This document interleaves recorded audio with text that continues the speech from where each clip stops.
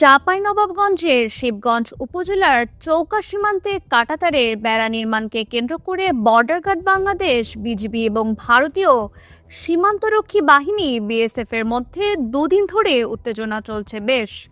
সোমবার ৬ জানুয়ারি ও মঙ্গলবার ৭ জানুয়ারি দুদফা পতাকা বৈঠকের পরেও কোনো সমাধানে পৌঁছানো সম্ভব হয়নি।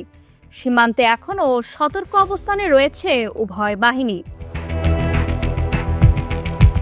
জানা গেছে, কয়েক মাস আগে ভারতের পক্ষ থেকে আন্তর্জাতিক সীমান্ত পিলার ১৭৭/১S ও ২S এলাকার নোম্যান্সল্যান্ড থেকে ৫০ গজ ভেতরে বাংলাদেশের অভ্যন্তরে একটি কাঁচা রাস্তা নির্মাণ করা হয়।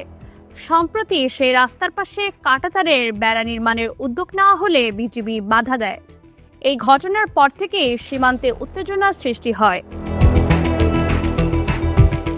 সোমবার সকালে ভারতের মালদহ জেলার শব্দলপুর বিএসএফ ক্যাম্পের সদস্যরা কাঁটাতারের বেড়া নির্মাণের কাজ শুরু করলে বিজিবি তাদের বাধা দেয়। এরপর বিকেলে উভয় পক্ষের মধ্যে পতাকা বৈঠক হলেও কোনো সিদ্ধান্তে পৌঁছানো যায়নি। মঙ্গলবার সকালে বিএসএফ এর কাঁটাতারের কাজ শুরু করলে বিজিবি আবার বাধা দেয়। Naushin Taslim Rahman, Dhaka West news.